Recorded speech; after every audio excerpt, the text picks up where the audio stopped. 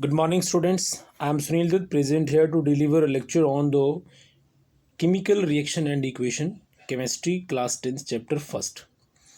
पिछले वीडियो में हमने डिस्प्लेसमेंट रिएक्शन को डिस्कस किया था, जिसमें सिंगल डिस्प्लेसमेंट था और सिंगल डिस्प्लेसमेंट के अंदर ही दो रिएक्शन और हैं जिनको बोलते हैं exothermic reaction and endothermic reaction. तो यहाँ से हम स्टार्ट करेंगे अब और इस वीडियो में इस चैप्टर को कंप्लीट कर देंगे। ये थर्ड वीडियो रहेगा इस चैप्टर से रिलेटेड, जिसमें ये कंप्लीट चैप्टर जो है केमिस्ट्री का फर्स्ट चैप्टर पूरा हो जाता है। एक्सोथर्मिक रिएक्शंस क्या हैं? Reaction is called exothermic when heat is given out during a chemical reaction. भी कोई भी केमिकल रिएक्शन होता है उसके अंदर यदि हीट रिलीज हो रही है, हीट बाहर निकल रही है, तो हम ये कहेंगे कि वो एक्सोथर्मिक रिएक्शन है। एक्सोथर्मिक जो वर्ड है वो ग्रीक लैंग्वेज से लिया गया है, जिसमें एक्जो का मीन होता है आउट, इट मीन्स एग्जिट, और थर्म का मतलब होता है हीट, जिसमें हीट जो है वो बाहर निकलती है। फॉर एग्जाम्पल 2H2 लिखा हुआ है, मतलब हाइड्रोजन और ऑक्सीजन जब रिएक्ट करते हैं तो वाटर बनता है और हीट उसके अंदर से रिलीज होती है।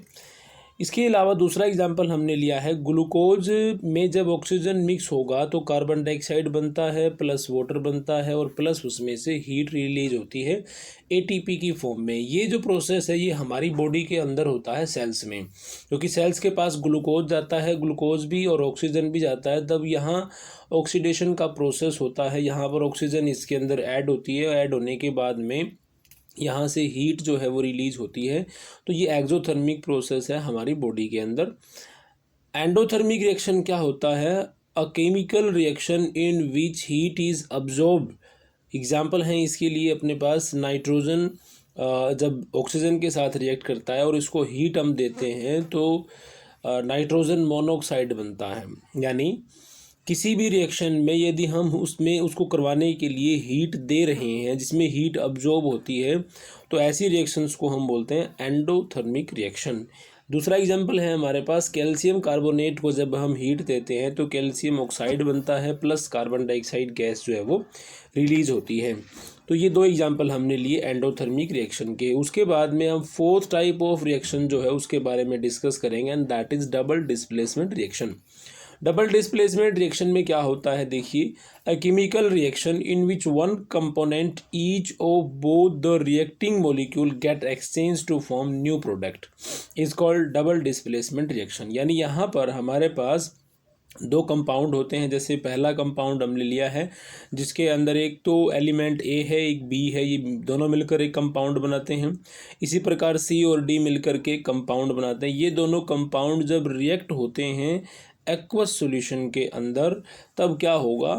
ए डी बना और सी बी बना। यानी ए ने क्या किया, डी वाले के साथ में जो सी था उसको यहाँ से सी के साथ एक्सचेंज किया है, और बी जो है वो ए के साथ एक्सचेंज हुआ है। ए वहाँ से रिमूव होकर के उसकी जगह सी आ जाता है, तो A B plus C D जो है वो A D plus C B में कन्वर्ट हो जाता है। These reaction generally involve reaction between ion of compound in aqueous solution, in between ions interchange their places। यानी यहाँ पर आयंस जो हैं पॉजिटिव जो होते हैं वो भी पॉजिटिव आयंस हैं, कैटायंस हैं, वो अपनी आयंस को भी चेंज करके इंटरचेंज करके ऐसी रिएक्शन होती है जहाँ पर डबल डिस्प्लेसमेंट होगा। एग्जाम्पल की हम बात करें तो यहाँ पर हमने लिया सिल्वर नाइट्रेट। सिल्वर नाइट्रेट में हमने मिक्स किया सोडियम क्लोराइड। अब यहाँ सोडियम जो है वो ज़्यादा रिएक्टिव है, तो क्या हुआ देखो, सिल्वर क्लोराइड बनता है प्लस सोडियम नाइट्रेट बनता है, और इसके नीचे लिखा हुआ है white PPT, it means white precipitate. यहाँ सिल्वर क्लोराइड जो बना है वो सिल्वर क्लोराइड वाइट पाउडर की फॉर्म में इस एक्वस सॉल्यूशन के अंदर तलहटी में बैठ जाता है, यानी उसको हम बोलते हैं वाइट प्रेसिपिटेट जो है वो बने हैं। उसके बाद हम डिस्कस करेंगे प्रेसिपिटेशन ही रिएक्शन ही क्या होती है। A reaction in which soluble ions of separate solution are mixed together to to form an insoluble compound that settle out of the solution as a solid। यानी एक ऐसी केमिकल रिएक्शन होती है जिसके अंदर दो हम किसी कंपाउंड को मिक्सअप करते हैं तो उनमें से एक इनसोल्यूबल बनता है जो उसकी तलहटी में बैठ जाता है और वो सॉलिड फॉर्म में होता है। The insoluble compound is called as a precipitate. For example यहाँ पर बैरियम क्लोराइड एक्वस सॉल्यूशन में लिया है हमने, इसको रिएक्ट करवाया हमने सोडियम सल्फेट के साथ में, तो क्या बैरियम सल्फेट बनता है प्लस में सोडियम क्लोराइड बन रहा है। तो सोडियम क्लोराइड तो एक्वस सॉल्यूशन है उसमें मिक्स हो जाता है, जबकि बैरियम सल्फेट जो है वो वाइट प्रेसिपिटेट की फॉर्म में नीचे तलहटी में बैठ जाता है। उसके बाद अगला एग्जांपल लिया हमने, कैल्शियम हाइड्रोक्साइड है एक्वस सॉल्यूशन में, कार्बन डाइऑक्साइड जब इसके अंदर से हम पास करवाते हैं तो कैल्शियम कार्बोनेट बनता है जो मार्बल है वाइट पाउडर की फॉर्म में प्रेसिपिटेट की फॉर्म में नीचे तलहटी में बैठ जाता है और प्लस वाटर इसमें बनता है। लेड नाइट्रेट है और प्लस में अपने पास पोटेशियम आयोडाइड है। इन दोनों को जब हम रिएक्ट करवाते हैं तो लेड आयोडाइड हमें मिलता है, प्लस में पोटेशियम नाइट्रेट बनता है। तो लेड आयोडाइड जो है वो येलो प्रेसिपिटेट है, येलो कलर का एक कंपाउंड बनेगा जो इसकी तलहटी में बैठ जाता है, जो प्रेसिपिटेशन रिएक्शन का एक अच्छा एग्जाम्पल रहेगा। उसके बाद हम डिस्कस कर रहे हैं न्यूट्रलाइजेशन रिएक्शन। डबल डिस्प्लेसमेंट का ही ये सेकंड पार्ट रहेगा। न्यूट्रलाइजेशन रिएक्शन क्या होता है? Mixing N acid with a base also involve double displacement reaction. जब हमें किसी एसिड को बेस के साथ मिक्स करते हैं तब डबल डिस्प्लेसमेंट रिएक्शन तो होता ही है, साथ में न्यूट्रलाइजेशन भी रिएक्शन होता है, क्योंकि एक एसिड है और एक बेस है, दोनों मिलकर के सॉल्ट प्लस वाटर बनाते हैं। सॉल्ट भी न्यूट्रल होता है और वाटर भी न्यूट्रल होता है, इसी वजह से कहा जाता है इस रिएक्शन को न्यूट्रलाइजेशन रिएक्शन। यहाँ एग्जाम्पल की हम बात करें तो हमने HCl लिया हुआ है, हाइड्रोक्लोरिक एसिड सोडियम हाइड्रोक्साइड के साथ रिएक्ट करता है, सोडियम क्लोराइड बनता है, प्लस इसमें से वाटर जो है वो रिलीज हो रहा है। दूसरा एग्जाम्पल लिया हमने सोडियम हाइड्रोक्साइड अपने पास, इसमें जब हमने sulphuric acid, king of acid भी इसको बोला जाता है, जब इसके अंदर ऐड किया हमने तो सोडियम सल्फेट बना, प्लस वाटर जो है इसमें से रिलीज़ हुआ है।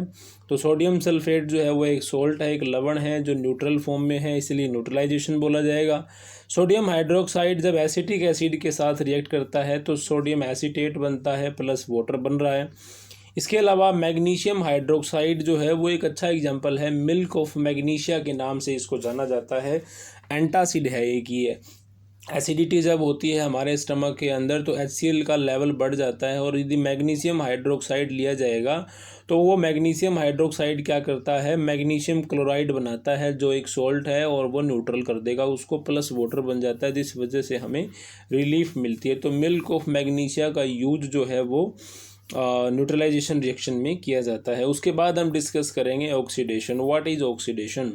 अ reaction in which adding of oxygen to a substance और removal of hydrogen from a substance takes place is called the oxidation reaction. यानी एक ऐसी रिएक्शन जिसमें ऑक्सीजन ऐड होती है और हाइड्रोजन जिसके अंदर रिमूव होती है उसको हम कहते हैं ऑक्सीडेशन रिएक्शन। एग्जाम्पल है अपने पास, मैग्नीशियम रिएक्ट करता है ऑक्सीजन के साथ में, मैग्नीशियम ऑक्साइड बनाता है, तो मैग्नीशियम के साथ में यहाँ पर ऑक्सीजन जो है वो ऐड हुई है, तो जहाँ पर एडिशन होता है वहाँ हम बोलते हैं ऑक्सीडेशन हुआ है। उसके बाद oxidation means loss of electron, यानी ऑक्सीडेशन का मतलब क्या हुआ, जहाँ पर इलेक्ट्रॉन जो है लॉस होते हैं। एग्जाम्पल है जैसे अपने पास जिंक प्लस कॉपर, कॉपर पे 2 पॉजिटिव चार्ज दिया गया, यानी यहाँ पर 2 इलेक्ट्रॉन इसके पास हैं। दूसरी तरफ हम देख रहे हैं कि कॉपर के ऊपर कोई जिंक जो है स्टार्टिंग में इसमें दिखा हुआ है कि कोई चार्ज इस पर नहीं दिया गया है, लेकिन जो प्रोडक्ट में जिंक दिया हुआ है उस पर 2 पॉजिटिव मिला हुआ है हमें। 2 पॉजिटिव मतलब इसने अपने 2 इलेक्ट्रॉन जो हैं वो लूज कर दिए हैं, तो यहाँ पर ऑक्सीडेशन हुआ है। रिडक्शन की हम बात करें तो reduction is the addition of hydrogen and removal of oxygen. Reduction में क्या होगा, हाइड्रोजन जो है वो ऐड होती है और ऑक्सीजन रिमूव होती है। एग्जांपल है अपने पास कॉपर ऑक्साइड में जब हाइड्रोजन गैस पास करवाई जाएगी और इसको हीट दिया जाएगा तो कॉपर प्लस वाटर बन जाता है। तो कॉपर जो है पहले इसमें ऑक्सीजन ऐड था, जबकि अब केवल कॉपर रह गया है तो ऑक्सीजन रिमूव हो गई है। तो ऑक्सीजन रिमूव ये तो हम यहाँ कहेंगे कि क्या हुआ, रिडक्शन हुआ है। उसके बाद में एडिशन और gain electron is also known as reduction, यानी जहाँ पर इलेक्ट्रॉन गेन होते हैं वहाँ पर भी जो है रिडक्शन होता है। जैसे इस रिएक्शन में देखिएगा जिंक प्लस कॉपर, कॉपर पर 2 पॉजिटिव दिया गया है और जो नेक्स्ट साइड जो है वो कॉपर पर कोई चार्ज नहीं है। इसका मतलब 2 पॉजिटिव का ये रहा कि इसके पास 2 इलेक्ट्रॉन की रिक्वायरमेंट थी और दूसरे साइड में इसके पास कोई रिक्वायरमेंट नहीं है, तो इसने 2 इलेक्ट्रॉन अपने गेन किए, जिस वजह से हम बोल सकते हैं यहाँ पर एडिशन हुआ है या फिर गेनिंग ऑफ इलेक्ट्रॉन हुआ है, तो रिडक्शन भी साथ होता है। उसके बाद में जब एक ही रिएक्शन के अंदर ऑक्सीडेशन और रिडक्शन दोनों होते हैं तो उसको रिडॉक्स रिएक्शन कहा जाता है। The reaction in which oxidation and reduction takes place simultaneously are known as redox reaction. जब दोनों एक साथ होते हैं तो रिडॉक्स रिएक्शन होगा। एग्जाम्पल की हम बात करें तो अपने पास मैग्नीज ऑक्साइड है प्लस हाइड्रोक्लोरिक एसिड है, इससे बना क्या, मैग्नीज क्लोराइड बना प्लस क्लोरीन गैस रिलीज होती है प्लस वाटर बनता है। तो यहाँ पर मैग्नीज जो ऑक्साइड था वो यहाँ से ऑक्सीजन रिमूव हुई है, तो जहाँ पर ऑक्सीजन रिमूव होती है वहाँ पर रिडक्शन होता है। HCl की हम बात करें तो यहाँ Cl बाहर निकला इसमें से, तो हाइड्रोजन जो है वो यहाँ से जो है वो बाहर निकल चुकी है, क्लोरीन अकेला रह गया है, तो हाइड्रोजन के रिमूवल की वजह से इसको हम ऑक्सीडेशन बोलेंगे। सेकंड जो एग्जांपल है अपने पास में, जिंक जब कॉपर सल्फेट के साथ रिएक्ट करता है तो जिंक सल्फेट बनता है प्लस कॉपर बन रहा है। तो जो कॉपर है फर्स्ट वाले में, वहाँ पर देखिए क्या हुआ, इसके साथ कॉपर के साथ में ऑक्सीजन जो है वो ऐड हुई है, तो यहाँ पर ऑक्सीडेशन हुआ और दूसरे साइड में कॉपर के साथ में ऑक्सीजन रिमूव हो रही है, तो यहाँ पर हम ये बोल सकते हैं कि रिडक्शन हुआ है। कॉपर जो है जिसमें ऑक्सीडेशन की हम बात कर रहे थे, तो यहाँ देखिए जिंक के साथ में, जहाँ पर जिंक था, जिंक के साथ में ऑक्सीजन ऐड हुई है तो यहाँ पर ऑक्सीडेशन हुआ, और कॉपर के साथ में जहाँ कॉपर के साथ कुछ ऐड था सल्फेट यानी ऑक्सीजन भी थी उसमें, तो जो रिमूव हुई है तो उसको हम बोलेंगे रिडक्शन। उसके बाद आता है effect of oxidation reaction in everyday life. हमारे दैनिक जीवन में ऑक्सीडेशन का क्या प्रभाव पड़ता है, तो सबसे पहला जो प्रभाव है वो रहेगा कोरोजन, यानी जंग संक्षारण होता है। The chemical process of slow eating up of the surface of metal when kept in open for a long time, यानी एक लंबे समय तक किसी मेटल को जब हम बाहर रख देते हैं तो वो मेटल उसको जंग लग जाता है, कोरोजन होता है, और उस कोरोजन की वजह से वो मेटल जो है वो रस्ट हो जाती है, ख़राब हो जाती हैं। तो जो आयरन है उसका जो रस्ट होता है या उस प्रोसेस को रस्टिंग बोलते हैं। तो रस्टिंग ऑफ आयरन में क्या होता है, देखिए आयरन जब 3/2 मोलिक्यूल्स ऑफ ऑक्सीजन के साथ रिएक्ट करता है प्लस इसमें वाटर आएगा, तो Fe2O3.X लिखा हुआ है, यानी यहाँ पर 10H2 यदि हम कर देते हैं तो रस्ट का फॉर्मूला बन जाता है। तो यानी किसी भी मेटल को रिएक्ट करने के लिए ऑक्सीजन और वाटर की रिक्वायरमेंट होती है। अब यदि उस मेटल को ऑक्सीजन या वाटर न मिले तो उसको कोरोजन से प्रिवेंट किया जा सकता है। तो उसके लिए हम क्या करें, method to preventing corrosion, painting कर सकते हैं। पेंट लगाएंगे तो पेंट के अंदर ऑयल होता है और एक ये लेयर बना लेता है, जिस वजह से ऑक्सीजन और वाटर आयरन तक जो है वो नहीं पहुंच पाते हैं, जिस वजह से इसको बचाया जा सकता है। ऑयलिंग एंड ग्रीजिंग की वजह से भी सेम फिनोमिना होता है, ऑक्सीजन और वाटर एंटर नहीं होते। प्लास्टिक कोटिंग के अंदर भी वाटर एंटर नहीं होता है, ऑक्सीजन एंटर नहीं होएगी, तो जिस वजह से ये मॉइस्चर के साथ में भी रिएक्ट नहीं कर सकते, तो इनको बचाया जा सकता है, सेव रख सकते हैं। क्रोमियम प्लेटिंग की जाती है, क्रोमियम मेटल की प्लेटिंग कर सकते हैं। गैल्वेनाइजेशन में जिंक की प्लेटिंग होती है। जिंक जो मेटल है वो उसको जंग तो लगता है, ऐसी बात नहीं जंग नहीं लगता, बट उसको एक ही बार जंग लगता है। जिंक ऑक्साइड बनने के बाद में वही एक लेयर जो है वो बना लेता है, उसके बाद में ऑक्सीजन उसके अंदर एंटर नहीं होती हैं। या फिर अलॉइंग करके 2 और 3 मेटल्स को मिक्स करके अलॉय बना करके जो है उसको प्रिवेंट किया जा सकता है, जैसे ब्रास होता है, सोल्जर होता है। तो इस प्रकार के जो मटेरियल्स हैं जिनके अंदर कॉपर, जिंक, लेड और टिन जैसे मेटल्स का यूज़ करके अलॉय बनाया जाता है, तो उस अलॉय बनने के बाद में भी उसको हम सेफ रख सकते हैं। उसके बाद हम डिस्कस कर रहे हैं रेंसिडिटी। रेंसिडिटी क्या होता है? Rancidity is the define as the slow oxidation of oil and fats present in food material resulting in the formation of foul smelling compound.